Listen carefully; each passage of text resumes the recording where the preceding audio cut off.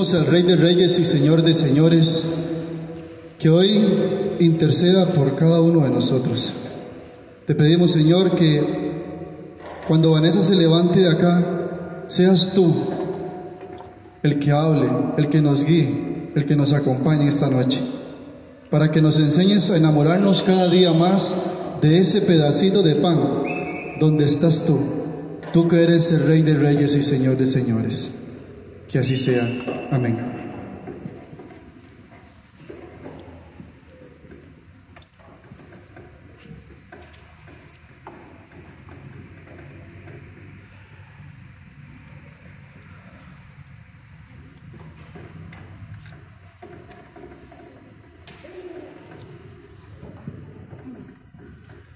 Bendita sea tu pureza y eternamente lo sea, pues todo un Dios se recrea en tan graciosa belleza.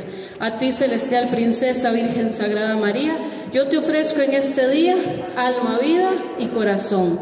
Míranos con compasión, no nos dejes, Madre mía. ¿Cómo están, hermanos? Bien, gracias. Qué bendición del Señor, un placer para nosotros estar acá, vecinos por todo lado, ¿verdad? Somos de Naranjo, perseveramos en Grecia, entonces vecinos de los dos lados. ¿Cómo se llama el tema de hoy? ¿Todos juntos? Una vida para Cristo. Y es que desde el momento que estamos aquí, estamos viendo eso, ¿verdad? Cómo nosotros aprendemos de Él, nos acercamos a Él, lo conocemos y entre más lo conocemos, nos enamoramos de ese que nos lo da todo, ¿cierto? ¿Verdad? Entonces hoy vamos a desarrollar este tema con dos personajes increíbles. Ya se acerca su fecha, 29 de junio, ¿qué se celebra? El día de... ¿Cuáles son los santos? San Pedro y San Pablo. Dos personajes increíbles.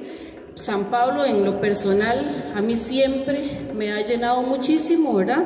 Entonces hoy vamos a ir desarrollando estas características que ellos tienen y como pilares fundamentales de nuestra iglesia han hecho lo que hoy tenemos como iglesia. También uno de los pilares del movimiento es imitar la vida de los santos, ¿verdad? Entonces, si vemos lo que ellos hicieron, tal vez hay cosas que nosotros ya hacemos o podemos mejorar o imitarlos, ¿verdad? Dice que San Pedro y San Pablo, mártires los dos. Hay muchas cosas que tenían en común. Todos saben que es un mártir. Una persona que muere por defender a Jesús, y hasta en las bienaventuranzas nos lo dejó el Señor como una promesa, ¿verdad? Quienes sean perseguidos por mí serán bienaventurados. Y eso tal vez hoy nosotros nos cuesta entenderlo como ellos lo vivieron en su momento, porque para nosotros es muy fácil, ¿verdad? Es nada más entrar por las puertas, venir, escuchar, salir, y el ideal, repetir, replicar y ser testimonio de lo que aprendemos. Pero en aquel momento ellos morían por Cristo, ¿verdad? El que decía que era seguidor de Cristo, lo mataban. Y uno de los principales perseguidores, Pablo, que se llamaba Saulo, ¿verdad? Entonces es maravilloso ir viendo cómo estos personajes a quien Dios mismo elige, yo me pongo a pensar cómo debe haber sido una mirada de Jesús directamente, como cuando estamos aquí al encuentro de Él en la Eucaristía, ¿verdad? Cuando está en el sagrario, en la custodia, y lo podemos ver. Esa es esa mirada de amor, y es la misma que tuvieron ellos en aquel momento. Pero Jesús pasó. ¿Quién era Pedro? Un pescador humilde. Pasó por donde él estaba, en su profesión, en su trabajo, haciendo lo que sabía hacer. Lo miró y le dijo: sígueme. ¿Y qué le dijo Pedro? Vea, Señor, yo voy a ir a la casa, lo voy a pensar, y mañana si quiere le digo, en unos 15 días. No fue así, ¿verdad? Fue inmediato, fue ya. Entonces eso nos habla de la obediencia también. Pero imagínense ustedes, ¿cómo puede ser si ustedes hoy están en su trabajo y pasa alguien y le dice, deje todo botado y sígame? Yo creo que no lo haríamos, ¿verdad? Aunque nos dijeran que es Dios, porque cuesta mucho. Hoy en día todo nos cuesta creerlo. Pero imagínense entonces aquel encuentro, y Él hoy nos da la oportunidad cada semana, en cada Eucaristía, cada vez que rezamos, de tener ese encuentro y decirle que sí, de obedecerle y seguir todas las leyes que Él tiene para nosotros, los preceptos y el amor tan grande que nos profesa. San Pablo era perseguidor de cristianos. Para él eso era lo fundamental. No conocía a Jesús, él solamente los odiaba, ¿verdad? Él defendía la ley que él conocía, con lo que había crecido, lo que había estudiado, y únicamente quería cumplir el mandato que él tenía, deshacerse de ellos. ¿Por qué? Porque era lo que iba a acabar con la ley que él conocía.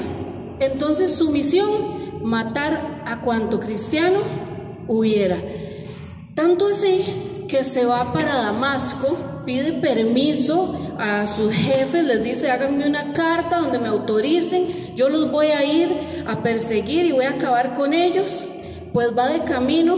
Tomemos en cuenta que ya Jesús había resucitado, él no lo conoció, no anduvo con él, no comió con él, y aún así lo va persiguiendo. Cuando va de camino, la palabra dice que él cae al suelo. En ningún lado dice que del caballo, ¿verdad?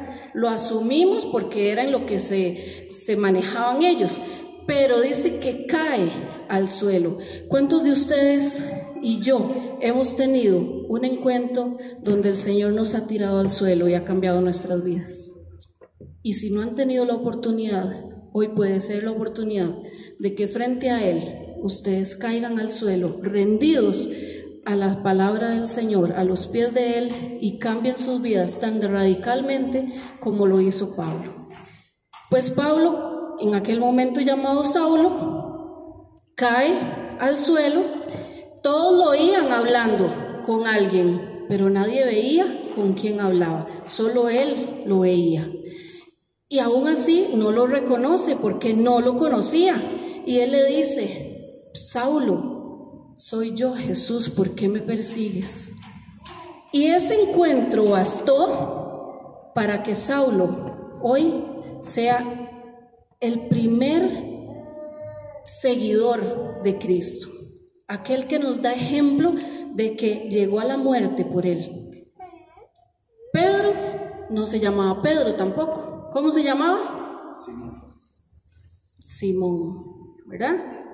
Y le cambia el nombre y le pone Pedro, la piedra sobre la cual edificó nuestra iglesia. ¿Qué significan estos cambios? Lo que veníamos hablando, un cambio radical. El Señor cambia, deja al hombre viejo y nos invita al hombre nuevo.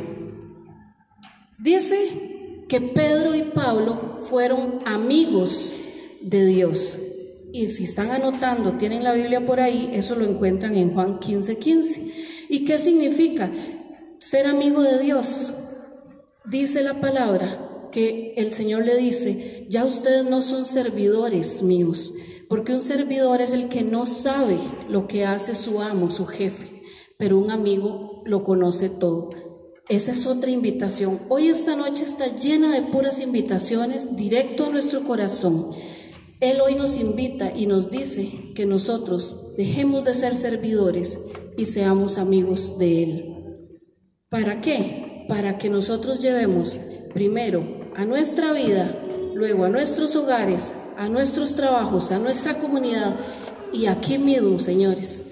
¿Por qué? Porque ¿qué hacemos viniendo todo el tiempo acá? Si a veces puede ser que estemos rechazando al mismo hermano, si a veces... Y lo digo porque lo viví en la comunidad en la que persevero. ¿Qué falta cuando un hermano acusa al otro y no se lo dice de frente? Eso causa demasiado daño. ¿Por qué? Porque entonces se va haciendo el chisme. Y por la verdad murió Cristo. El Señor hoy nos invita a ver la necesidad del otro, porque puede ser muy fácil para nosotros acusar al otro y no sabemos si es que está pasando algo, ¿verdad? Cuesta mucho a veces cuando yo digo, mira, aquel siempre llega tarde, qué barbaridad, y voy y le digo al otro, y le digo al otro, y le digo al otro, y me he acercado al hermano y le he preguntado, mira, ¿te pasa algo? ¿Por qué es que llegas tarde siempre? Me causa, ¿verdad? Eso hace una gran diferencia. Eso habla de la corrección fraterna que nos habla el mismo Señor. Y es que esta palabra de Dios es una guía que nos indica absolutamente todo. Aquí dice cómo ser buenos padres, buenos esposos, buenos hijos, buenos vecinos, buenos amigos, buenos trabajadores. Todo, nada se escapa, pero no tenemos una relación directa con la palabra. Y entonces la gente dice, sí, pero es que yo me pongo a leer la palabra y no entiendo. No la vamos a entender porque la misma palabra dice que hay que llamar al Espíritu Santo para que primero Él nos inunde y después nos dé la sabiduría para entender la palabra. Pero nos quedamos con lo más fácil, con el no puedo, no quiero, qué pereza, ¿verdad? Entonces, otra invitación, acerquémonos a la palabra. Hoy el internet está vaciado de información, que hay que tener cuidado, sí, porque tratemos de buscar que sea todo con bases católicas, porque eso es lo que profesamos.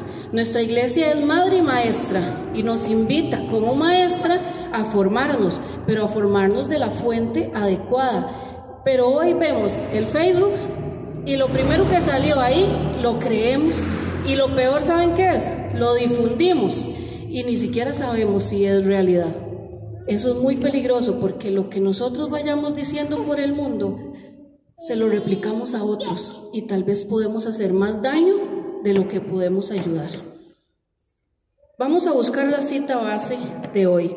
Filipenses 1, del 20 al 21. Filipenses 1, del 20 al 21. Dice así: espero y aguardo no desanimarme por nada. Al contrario, estoy completamente seguro que ahora, como siempre, viva o muera, Cristo será engrandecido en mi persona. Porque para mí la vida es Cristo y morir una ganancia. Palabra de Dios. El contexto era la ciudad de Filipos. ¿Quién escribe la carta? Pablo. ¿Desde dónde? Del lugar favorito de él, la cárcel. Siempre estaba encarcelado, ¿verdad? Y es que le decían, mira, Pablo, que no podés ahí predicar, que no. Y iba y predicaba, porque él sabía que tenía que difundir el amor de Dios. Y entonces, desde la cárcel, en lugar de estar allá huevadísimo, ¿verdad?, y quejándose y relinchando, como hacemos nosotros generalmente por todo, escribió las cartas más maravillosas para animar a aquellos que no estaban encarcelados, aquellos que estaban afuera, a los que ya él había ayudado a que se convirtieran y para que siguieran propagando el mensaje del Señor. Y es que, por su parte, Pedro fue probado por el fuego, ¿verdad? A diferencia de Pablo, Pedro sí comió, durmió, vivió con Jesús, y aún así, dándole al Espíritu Santo la sabiduría y dándole respuesta de decir que Jesús era el Hijo de Dios, después, inmediatamente de que hace eso, ¿verdad?, le dice al Señor, cuando el Señor le dice, es que ahora yo ya voy a padecer, me van a venir a arrestar, lo primero que le dice es, vayámonos, porque huyamos de esto, ¿verdad? Entonces, después de una noche maravillosa donde le fue revelado esto por el Espíritu Santo, inmediatamente Jesús le dice: apártate de mí, Satanás. ¿Y cuánto nos pasa esto a nosotros todos los días? Vamos con el mensaje del Señor y apenas vemos algo del mundo que es más fuerte, dejamos de lado lo que acabamos de aprender y practicar. Qué cuidado hay que tener con las cosas que hacemos y decimos. Pero aún así, cuando después viene Pedro y lo niega, porque también lo negó, ¿verdad? Y es que aunque era humilde, era pescador, dice la palabra de Dios que tenía un vocabulario cuando se enojaba de Dios y Padre Nuestro, ¿verdad? Y entonces cuando él se fue igual detrás de Jesús, cuando lo apresaron y todo el asunto, cuando llega y le dicen: yo creo que usted era de los que andaba con Jesús. Dicen que dijo hasta lo que se iba a morir el otro, ¿verdad? Sacó todo el vocabulario que conocía. ¿Por qué? Porque es muy fácil cuando para él que no lo reconocieran. Claro, ¿quién iba a decir: no, hombre, con ese vocabulario que va a andar con Jesús? Jamás. ¿Y cuántos de nosotros hacemos eso diariamente? Venimos aquí adentro, donde es fácil aplaudir, donde es fácil alabar, donde es fácil doblar nuestras rodillas, y vamos al trabajo y empezamos a escuchar que la gente empieza a hablar de Dios, de la iglesia, de los sacerdotes, de etcétera, y nosotros callados. Y a eso no nos manda el Señor. Si estamos viniendo acá, es para formarnos y para ir allá afuera, donde está la verdadera batalla espiritual, donde debemos defenderlo a Él. ¿Por qué? Porque lo conocemos, porque lo amamos y porque eso es a lo que Él nos manda, a seguir extendiendo su palabra. ¿Por qué hoy tenemos tantas iglesias, denominaciones extrañas? El mundo se está haciendo al revés y la gente dice: es que la Biblia dice que ya es el fin de los tiempos. Mentira. Eso no es así. Eso es porque hemos dejado de aprender de Él, de amarlo y conocerlo y de defenderlo afuera. Eso es lo que ha pasado. ¿Cómo es posible que hoy digamos: es que eso es normal, la iglesia ya está muy anticuada? Así no son las cosas. Somos nosotros los que debemos ser firmes en la fe y seguir defendiendo lo que el Señor nos ha dejado hasta su venida. Dice que Pedro y Pablo además no solamente estuvieron siempre de acuerdo, sino que también tuvieron desacuerdos, pero que ellos siempre invitaron a reunirse, a conversar y a la luz del Espíritu Santo arreglar los problemas. Y entonces lo maravilloso de esto es que Pedro, la cabeza, en él se forma la iglesia y Pablo la extiende. Claro que le tenían miedo el resto de discípulos, ya lo conocían, sabían que mataba a todo el mundo, y cuando llegó de la noche a la mañana que es que iba a ser un seguidor de Cristo, ¿ustedes creen que le creían? Qué difícil. Y es difícil, por ejemplo, cuando alguien nos falla a nosotros y después lo vemos en la iglesia y decimos: no, ese que estaba dándose ahí por el pecho, ¿verdad? ¿Cómo tenemos que hacer para seguir tanto a Jesús y cerrar nuestra boca cuando tenemos que hacerlo? Yo siempre le digo a la gente: qué fácil señalar a los sacerdotes y decir: pero ese sacerdote no me gusta la misa, como da la Eucaristía. No, es que le hacen cosas a los niños. Es que se van con las mujeres. ¿Y cuántos de nosotros, en lugar de hablar y señalarnos, venimos y nos hincamos y les ofrecemos la misa, le ofrecemos la coronilla, le ofrecemos un rosario? Ellos van a estar aún más tentados que nosotros porque tienen una misión sumamente especial. ¿Cuántos de nosotros hemos orado por ellos? Y hoy el Señor nos sigue invitando a que lo hagamos con más fuerza, con más ganas, porque el enemigo anda suelto y está ahí afuera y nos está atrapando con cualquier cosa: música, canciones, películas, series, con libros, en las escuelas, con educación, colegios, etc. Y estamos preparados para decir no cuando haya que hacerlo. Vean, es doloroso decir: es que mi hija se fue a vivir con el novio, como eso es normal. No es normal, no está bien. Pero dicen: no, pero es que ya yo la formé y ya, que ella vea a ver que, ya, sí, pero entonces a nosotros como papás nos toca orar por ellos, para que sea el Espíritu Santo que le dé la luz de qué es lo correcto que se debe hacer. Esa es la diferencia. Pero ¿le creemos a Dios? No le creemos a Dios, creemos en Dios.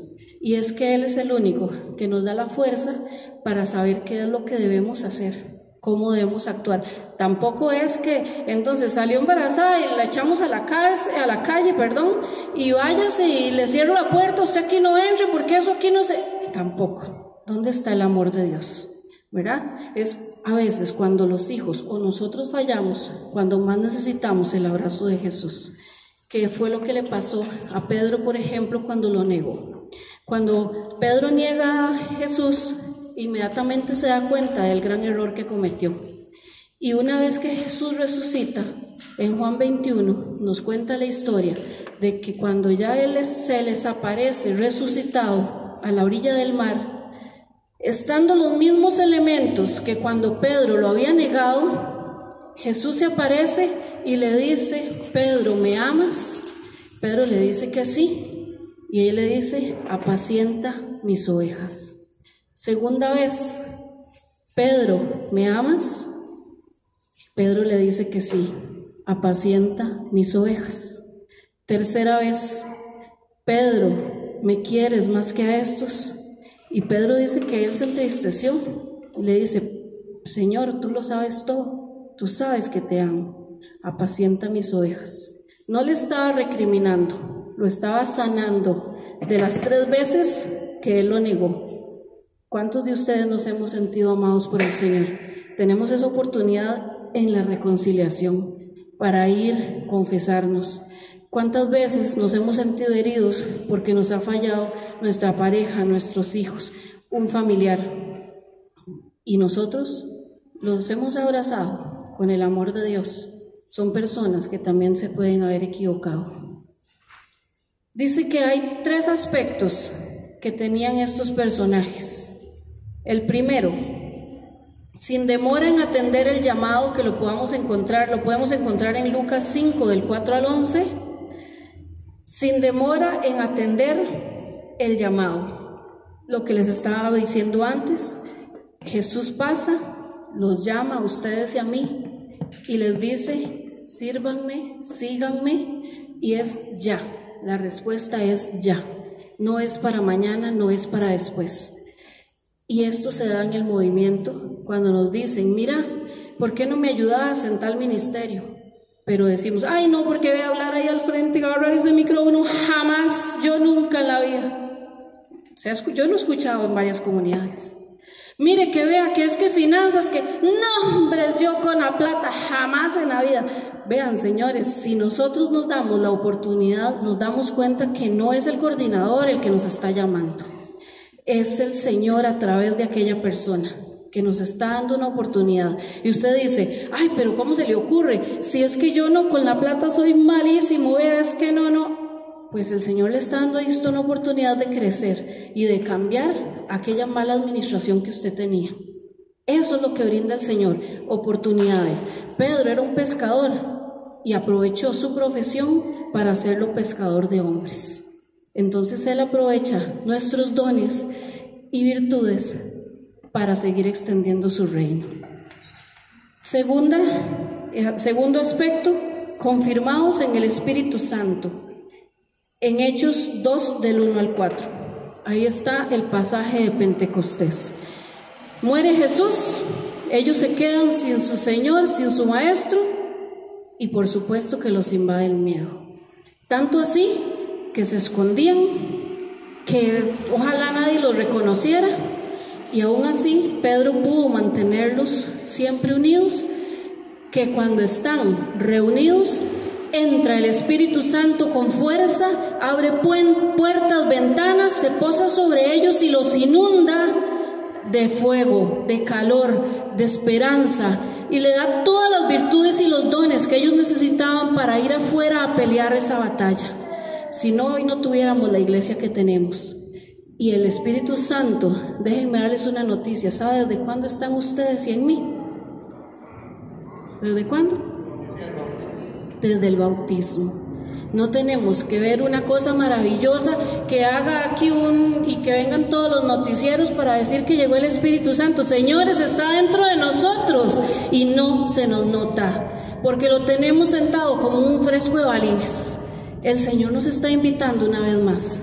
Movamos ese espíritu, que se nos note, que afuera, donde nos vean, dicen: mira, qué raro esa persona, algo diferente le veo. En la casa que nosotros vamos y la pareja no viene, los hijos no vienen, algo le está pasando. Antes era gritoncísima y ya no grita. Antes decía malas palabras y ya dice la mitad, ¿verdad? Tampoco es mágico, pero es un proceso y ellos pasaron ese proceso. Dice la tercera característica: sin ningún temor. Hoy esta es más una invitación para ustedes y para mí. Sin temor a nada, porque Él va con nosotros. Ellos se llenaron del Espíritu Santo y se les quitó el miedo a morir, ¿verdad?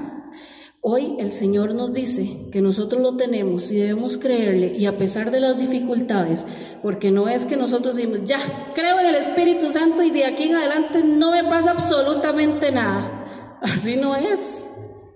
A veces es cuando más nos prueban y pasamos una y otra, pero ahí estamos siendo probados. ¿Qué tanta es nuestra fe en el Señor? Yo les quiero contar, por ejemplo, nosotros tenemos como un año de estar en un proceso con mi mamá de cáncer, y cuando yo iba a dejar de servirle al Señor para dedicarme a ella fue la que me dijo que yo tenía que redoblar el servicio. ¿Por qué? Porque si yo le creía al Señor, entonces en ella se iba a manifestar la gloria de Él. Y para gloria de Dios, hoy mi mamá ha salido ya de la quimioterapia, de la radioterapia. Fue durísimo ver todo el proceso, pero ya empieza a recuperarse, ya empieza a tener de nuevo su cabello, empieza a comer, a subir de peso. Ya dejó, por ejemplo, en diciembre que le habían puesto los santos óleos, y hoy ya sale con nosotros y hoy va con nosotros a todo lado, y hoy ya está todos los días. Me dice: ¿a qué horas vamos a ir a misa el domingo?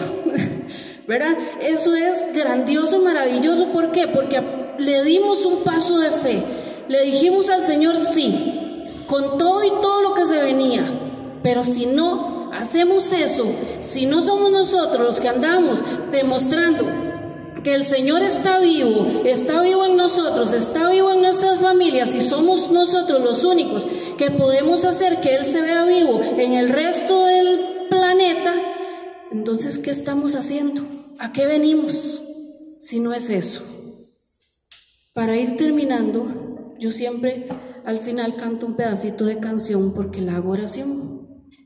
El que se la sepa la puede cantar conmigo, el que no puede orarla, ¿verdad? Vamos a pedirle al Señor su gracia para que sea Él quien se derrame en nosotros. Entonces los invito a cerrar sus ojos, poner sus manos en el corazón, inclinar sus cabezas.